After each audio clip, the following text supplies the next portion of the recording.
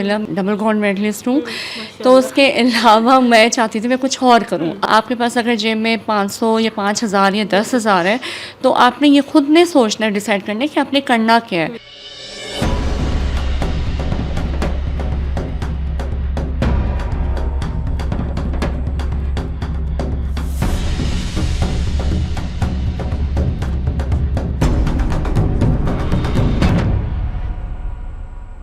अस्सलाम वालेकुम नाज़रीन, साउथ पंजाब डिजिटल के साथ मैं हूं आपकी मेज़बान रुकैया वक्त। नाज़रीन, आज मैं आपको एक ऐसी खातून से मिलवाने के लिए आई हूं जो कि एक नहीं, दो नहीं, 3 से 4 काम जो है वो एक ही टाइम में करती हैं। वो एक टीचर भी हैं, केक बेकिंग का काम भी करती हैं, बैंगल्स वगैरह भी बनाती हैं और दुपट्टे वगैरह भी जो है वो डिज़ाइन वगैरह करती हैं। तो आज हम उनसे आपको मिलवाएंगे, उनकी जर्नी के बारे में पूछते हैं कि कैसे उन्होंने ये काम स्टार्ट किया। एक खातून हो गए हमारे मुल्क, हमारे पाकिस्तान में बहुत से बहाने हमें मिल जाते हैं काम ना स्टार्ट करने के, तो उनसे पूछते हैं कि उनको ये सपोर्ट किसने दी। अस्सलाम वालेकुम वालेकुम अस्सलाम। मैम, ज़रा आप अपना नाम बता दें, थोड़ा सा तारुफ हमारे नाज़रीन को करवा दें। कशिफ फातिमा नाम है मेरा, और मैं बेकिंग भी करती हूँ। बहुत सारे डिफरेंट जो है ना वो घर में काम करती हूँ, घर में रह के करती हूँ। मैम, ये जो बेकिंग है आपने ये कब स्टार्ट की थी? मैंने ये 2020 में स्टार्ट की थी। कोरोना के उसमें टाइम में स्टार्ट में, उससे पहले मेरा जो है वो कौथम में कुछ टाइम का मैंने डिप्लोमा किया था। डिप्लोमा करने के बाद मैंने ये सोचा कि मेरा जो ना बचपन से मेरा आर्ट की तरफ था शौक़, तो मैं चाहती थी कि आर्ट को एनहेंस करने के लिए ना मैं बेकिंग को लेकर जाऊँ। तो फिर मैंने आहिस्ता आहिस्ता से बेकिंग का काम स्टार्ट किया, सीखा, प्रैक्टिस की, बहुत सारी चीज़ें बनाना शुरू की, घर में बनाना स्टार्ट किया। तो अब यहाँ तक अल्हम्दुलिल्लाह मैं आई हूँ, जैसे अपने शौक़ की वजह से आई हूँ। माशाल्लाह मैम। अच्छा, आपने डिग्री भी तो हासिल की हुई है ना, पढ़ाती भी हैं यूनिवर्सिटीज़ में, तो उस बारे में बताइएगा कि डिग्री आपने हासिल की कौन सी, किस चीज़ में आपने डिग्री हासिल की? मैंने जो है फ़िलासफ़ी में हासिल की, और मैंने BS और MPhil दोनों उसमें किया अल्हम्दुलिल्लाह। मैं डबल गोल्ड मेडलिस्ट हूँ। तो उसके अलावा मैं चाहती थी मैं कुछ और करूँ, अपने लिए करूँ, तो किसी पे डिपेंड नहीं रहना चाहिए। तो ठीक है, तो बस मेरा ये था कि मैंने कुछ करना, अपना नाम बनाना है, लोग मुझे मेरे नाम से जाने, काम से जाने। तो बस इस वजह से मेरा ये था कि मैं कुछ तो करूँ। चलिए मैम, आप बेकिंग तो करती हैं, आपने डिग्री भी हासिल की, लेकिन इसके अलावा भी हमें ये पता चला है कि आप डिफरेंट काम करती हैं, वो भी घर में रहकर। तो वो बताइएगा कि आप कौन कौन से काम करती हैं? मैं फैब्रिक पेंटिंग करती हूँ। मेरा ये कॉलेज के टाइम से था। मैंने फ़र्स्ट अपना जो ड्रेस पेंट किया था वो कॉलेज में बनाया था, पेंटिंग की थी, पेंटिंग से मैंने स्टार्ट लिया था। और उसके बाद मैंने फिर दुपट्टे पे, शर्ट्स पे, जीन्स पे, इनफैक्ट मैंने शूज़ भी बनाए, मैंने बैंगल्स भी बनाई हुई हैं। मैंने बहुत सारी सा की हैंड क्राफ्ट वाला मटेरियल जो है ना वो मैंने बनाया है। तो आहिस्ता आहिस्ता करते अब जो है वो मेरा फैब्रिक पेंट दुपट्टे के पे भी चलता है।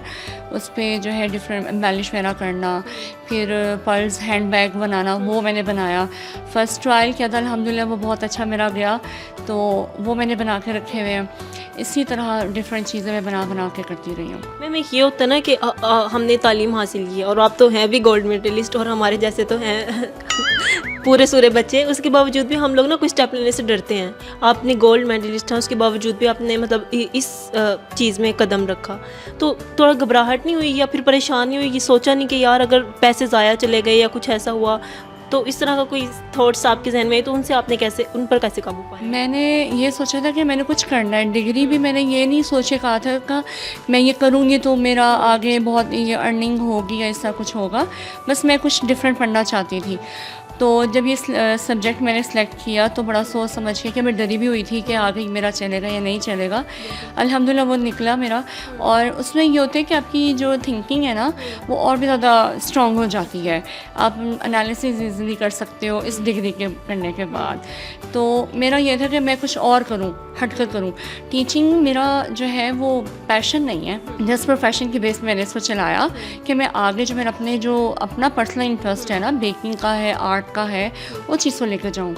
तो मैंने जॉब भी की, मैंने जो है फिर बाकी बेकिंग का जब स्टार्ट लिया, साथ साथ मैं जॉब भी करती थी, साथ घर को भी मैनेज करना, फिर आधी रात को जाकर ऑर्डर्स कंप्लीट करना। इसका अक्सर तो मेरा होता है तो 2 घंटे की 1 घंटे की नींद होती थी। ड्यूटी भी दे रही हूँ, फिर घर आके बना भी रही हूँ।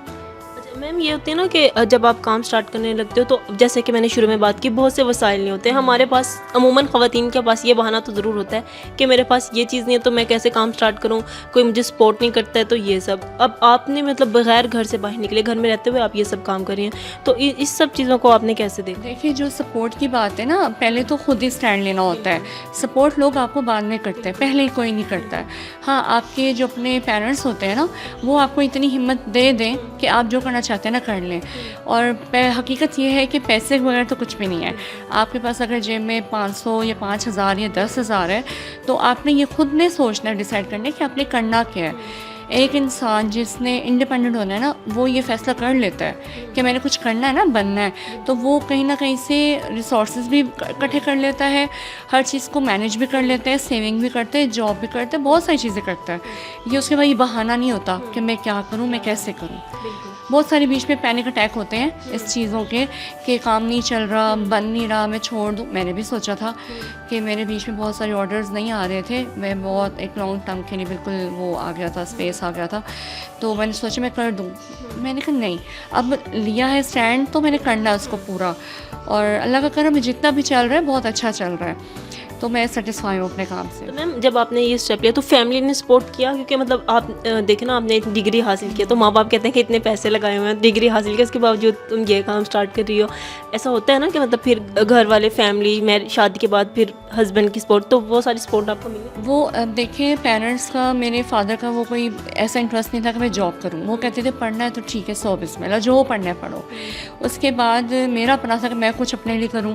मैंने डिग्री की और उसके बाद जब देखा कि ऑब्वियसली जॉब में इतनी आपकी वो कह लें कि आप सुकून से नहीं कर सकते, आप डिपेंड रहते हैं, क्योंकि जॉब करना हर किसी के बस की बात नहीं होती, या बिज़नेस। अब बहुत सारे लोग बिज़नेस नहीं कर पाते या बहुत सारे जॉब नहीं कर पाते, तो मैंने ये ठान ली थी कि मैंने कुछ करना है, मैंने बनना है, तो मैंने फिर किसी की नहीं सुनी। फिर मेरे पेरेंट्स का ये था रोल कि उन्होंने कहा जो करना है ना करो, लगी है ना लगी रहने दो। मैं स्कूल टाइम से ही ना ये इयर रिंग्स और ये बैंगल्स बनाती थी और बना बना के गिफ्ट करती थी, हैंड पेंट करना, ये पेंटिंग्स बनाना, बहुत सारी चीज़ें बनाती थी। फिर वहाँ से फिर मैंने ये चीज़ कि मैंने कहा नहीं, कुछ करना है, बनना है। मुश्किलें होती हैं लेकिन आपको ये चीज़ें फेस भी करनी है, हर चीज़ में है, लेकिन हिम्मत नहीं हारनी है ना। अच्छा मैम, जैसे कि अगर आपको लोग ऑर्डर करें, कोई ऑर्डर दें, तो फिर वो कैसे आपसे कांटेक्ट करेंगे? देखिए, पहले तो मेरा था व्हाट्सएप पे, जितने मुझे जानते थे वो मेरे स्टेटस देखकर मुझे फिर ऑर्डर करते थे। देन मैंने फिर इंस्टाग्राम को यूज़ किया। लेकिन ये ना कि ऑल ओवर अगर मुल्तान में किसी ने भी आपको ऑर्डर देना होगा तो फिर वो कैसे ऑर्डर देगा? और जैसे कि आपके दुपट्टे वाला काम है, आप पेंटिंग वगैरह करते हैं, बड़े खूबसूरत आपके दुपट्टे होते हैं, मैंने खुद भी देखा है। तो अगर मुल्तान से बाहर किसी ने मंगवाना हो, पाकिस्तान से कहीं पे भी, तो फिर वो कैसे, उनको कैसे डिलीवरी मिलेगी? मैं इंस्टाग्राम पे मेरा पेज है, एक तो जो बेकिंग वाला है वो पीस ऑफ केक के नेम से है, और जो दुपट्टे वाला है वो कैश ऑफ स्टूडियो के नाम से है। जो बेकिंग वाला है वो पीस ऑफ केक है। पीस ऑफ केक के नाम से है। तो मुझे वहीं पे कांटेक्ट करते हैं, जो भी उन्होंने कस्टमाइज़ करवाने होते हैं, कोई भी ऑर्डर होता है तो वो वहीं पे करते हैं, और बाकी जो पर्सनल होते हैं वो व्हाट्सएप से करते हैं। तो मैम डिलीवरी फिर कितने दिनों तक हो जाती है? दिनों तक उसी टाइम ही हो जाती है डिलीवरी। मैं इन ड्राइव जो है वो यूज़ करती हूँ, और ज़्यादा जो प्रेफर करती हूँ वो है पिकअप, कि मैं डिलीवर करने की बजाय ज़्यादा होता है कि पिक करें, आके खुद ले जाएं। तो ये होते हैं कि चांसेस ज़्यादा होते हैं लॉस होने के, कि ड्राइवर जो है वो किसी तरीके से भी नहीं रखते। तो खुद लेने, अपनी चीज़ आप खुद लेने आएंगे तो आप लोग ज़्यादा ख्याल रखेंगे। खुद ख्याल रखें। तो बाकी जो है अब अगले क्लाइंट पे होते हैं कि वो जो है वो डिलीवरी चार्जेस अफोर्ड कर सकते हैं, नहीं कर सकते, फिर उस चीज़ पे देखना पड़ता है। चांसेस होते हैं, रिस्की होता है थोड़ा, बाइक पे, कार पे, इस तरह वो मैनेज करना पड़ता है। मैं ये मतलब ये बात कर रही हूँ कि मुल्तान से बाहर भी अगर लोगों ने दुपट्टे वगैरह जैसे ऑर्डर करने हो, केक तो इतनी दूर से क्या ऑर्डर करेंगे, तो अगर दुपट्टे वगैरह ऑर्डर करने तो फिर वो डिलीवरी कितने दिनों तक हो जाएगी? वो जैसे आप बैंगल्स भी बनाती हैं, इयररिंग्स बनाती हैं, और भी इतनी चीज़ें हैं, तो अब लोग देखेंगे, ऑर्डर तो करेंगे ना। कॉल कोरियर के थ्रू जो है वो किए जाते हैं। अभी तो फ़िलहाल मैं मुल्तान के ही उसके अंडर ही कर रही हूँ, तो अगर कोई ऑटो स्टेशन करना चाहते हैं तो वो फिर उस बेस पे होता है कि वो लेपर्ड यूज़ करता है, कॉल कोरियर यूज़ करते हैं, तो वो उसके थ्रू हम लोग जो डिलीवर करवा सकते हैं।